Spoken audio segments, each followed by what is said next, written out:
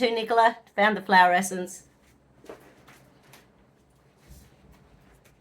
So Crowea is an Australian bush flower essence, and it's like a 14 muscle balance in a flower. So basically it helps to balance a whole bunch of things.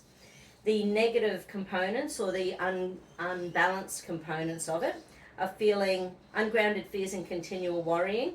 So it helps with peace and calm, centering and grounding, balances meridian flow, and eliminates the need for a 14 muscle balance. And every one of those is showing up at the moment. How many drops do we need? Yeah, right, that's 8 drops. So maybe this is to do with the recent death in your family. Maybe this is to do with something that did actually, like, even though it's showing up between 7 and 8 years old, it's fairly big, because 8 drops is generally a lifetime. So something must have triggered around 7.5 to 8 years old that was a fairly major experience. So 8 drops, David. Oh.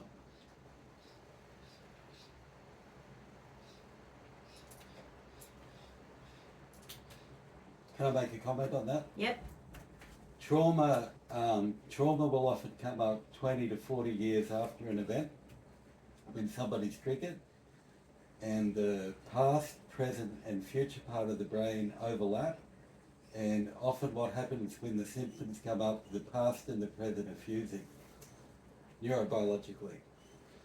So fusing in a good way or fusing in a bad way? Fusing in a bad way, because the sensation in the body, the somatic feeling, is like you're in that whatever 7 to 10-year-old body. Yeah, right. So this physical feeling, this somatic therapy, is actually you're feeling that in the present, and you're feeling the same, because they're overlapping, they're touching, and the present connects to the past. If that's helpful. And hold out. Well, there's nothing like a death in the family to bring up stuff in your childhood. There's nothing like learning new processes to bring up childhood issues with education. All of the current trauma stuff with death and everything, because it's been complicated by the past couple of years, it's creating a more complex type of grief. Yeah.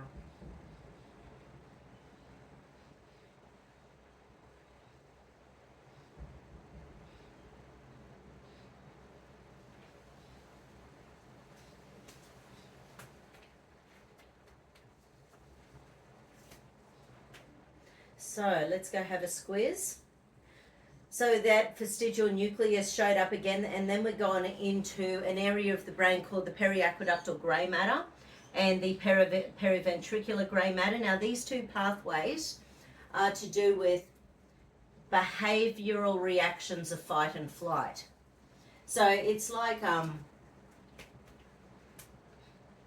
it's like when you hang around your siblings and you start behaving like you're 5, 10, 15, 20 years old. It's like going back into an environment of school friends who you haven't seen in 20 years, but you go back into exactly the same discussions, talks, environment. It's sort of, these little pathways of the brain are to do with the behavioural reactions that happen when we go back into a situation.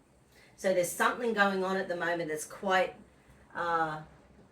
like it could, like in our family, punching was a whole thing when we were kids, so it's like it was easy to go punch someone. So then when you do that in the outside world, it's not looked at very positively. That's just a stupid example, of course. But, some people might go for a run, some people might clean their house, some people we didn't get that one either. So it's, Okay, now something else we need to do there. Do we need to put in more nuclei in relation to it? Do we need to know some emotions? Do we need to do something with a chakra? Do we need to do something with a flower essence? What do we need? There's something else we need. So periaqueductal grey, periventricular grey matter. It's not letting me move on. It's not just that. No.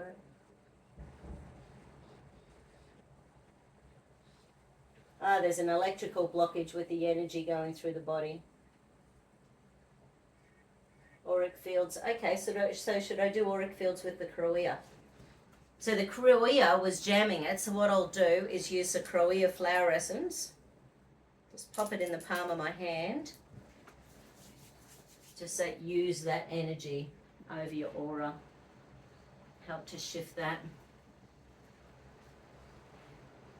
I release any and all negative fields from my aura. I remove any and all negative beliefs from my aura. I choose to move forward with love, grace, and harmony.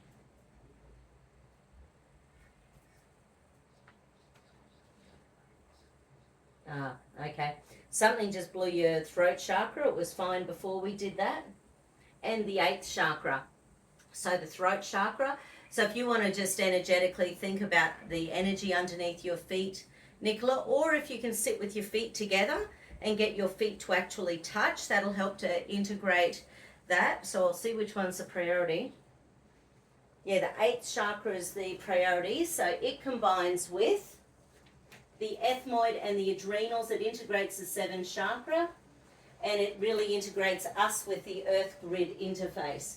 So, ethmoid, adrenal glands. Throat chakra 5th? 3rd.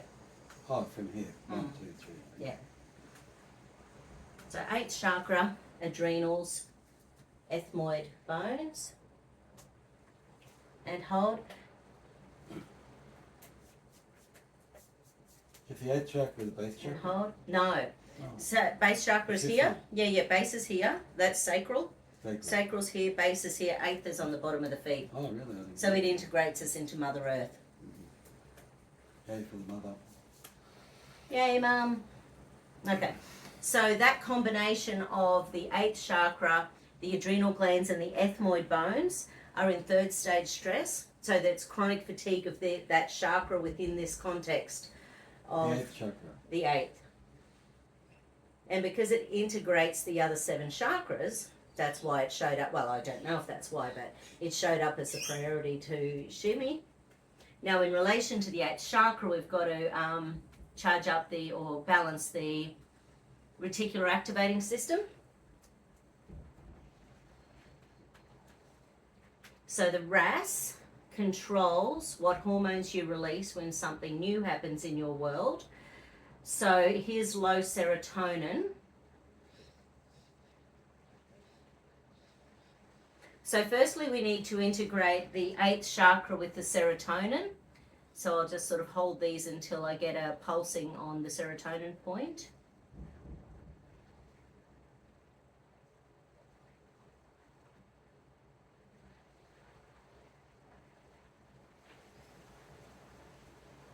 I find the chakras are really important when it comes to the reticular activating system. Nature's also related to the right-hand side of the brain being conscious.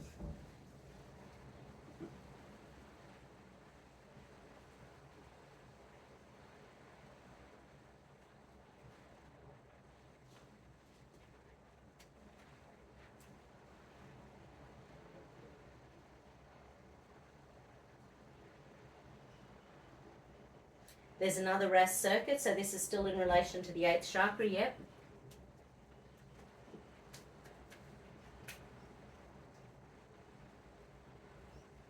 Alright, so this time it's noradrenaline. So this is the assumption that when your 8th chakra is blown, you'll be in long-term stress. The stress is just never going to calm down.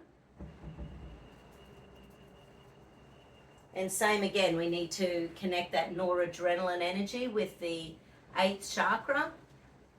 Because all of our chakras should be aware enough of all of our hormones that they shouldn't be blown and assume long term. So when we're seeing noradrenaline, because it's, the adrenaline that activates neurons in the brain, it's sort of, there's the assumption of long-term stress once our body gets adrenaline. Noradrenaline. A different neuroreceptor. Yeah, they're all different. I think, maybe they're the same name, 2 different names for the same thing. Same thing, adrenaline, norepinephrine and neuroreceptor.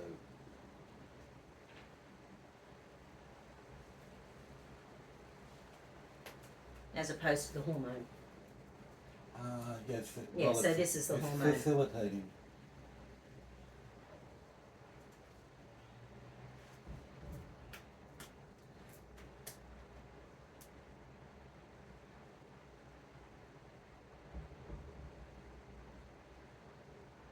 Okay, let's go back and recheck. So rechecking the 8th chakra with the adrenals and the ethmoid bone. See where it's sitting, hold. So it's either balanced or in second stage stress. And hold. It's balanced. So it locked and it unlocked when we asked it to push to mush, so that's perfect. Or lengthen to strengthen. So anyway, it's balanced. Just wake up that central meridian so your brain doesn't get overloaded.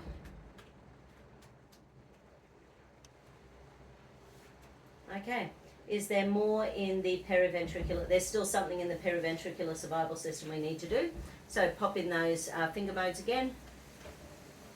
And sensory nervous system. Ask if we need to reactivate your sixth sense. Yes, we do. In relation to intuition and sixth sense.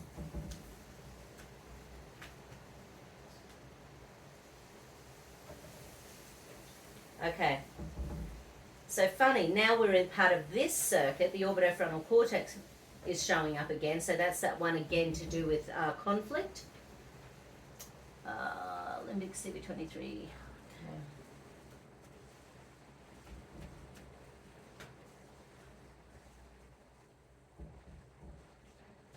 Okay, pain and punishment circuit in there.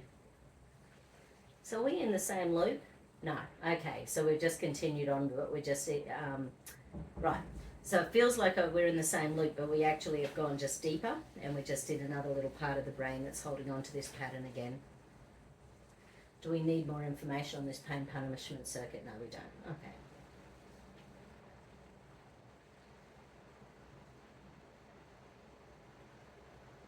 Oh, okay. Right, so now the reticular activating system is showing up, but it's more to do with the physical reactions that happen in our body when something traumatic happens. So David, what I'm going to get you to do is tighten all your muscles bit by bit. I'll talk you through it. So I'm going to get you to tighten your feet and the lower legs. So tight, tight, tight, tight, and relax. So this just activates the reticular activating system in relation to musculature. Tight the whole way down your legs, including your feet. Tight, tight, tight, tight, tight. And relax. And then I want cramp. No, it's fine. It's all right. Okay. Oh,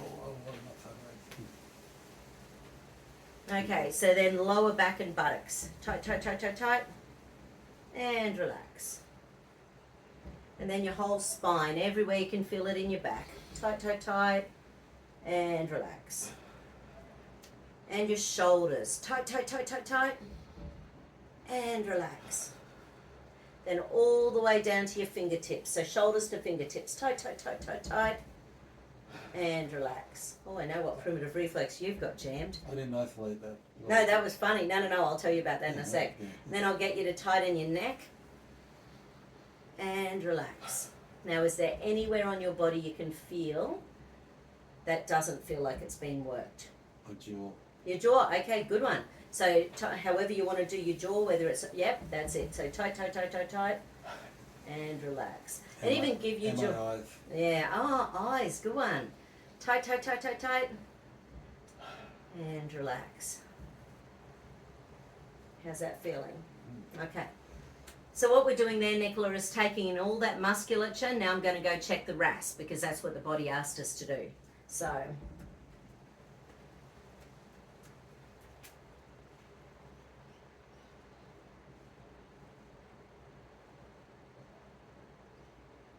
Oh, interesting. Okay, so this one here is it's large intestine 20, and it's to do with wanting to hide away. So when the musculature's tight in the body, you can imagine with the fight, flight, freeze, it's probably fight more than anything, having tight muscles. So it doesn't have to be, but it might be. So basically that little guy wants to be the first nuclei. So when your muscles get tight, you want to go hide away. Relax, chillax, get your time out. Yeah, right. Because that one is linking in with vigilance in the nervous system. So, yes, okay, that makes sense. So the tightness in the muscle that's preceding a fight, or it's preceding an irritation or an argument or something, it's creating vigilance in the nervous system, so the nervous system's then just on the look out for the next thing to go wrong, which is lots of fun. I know what that's like. Yeah, well, it's pretty common. Very common. I think we chatted about this the other day, but there was an interview with Anthony Robbins recently, and he made the comment that most people are worried about a nuclear war. And, you know, what's the point of worrying about a nuclear war? If that happens, we're gone. So worry about the things we can do something about. He's at the top of his game right now. Yeah, he's pretty good. And he's a good human. And he's funny. He is funny. He's got a great voice.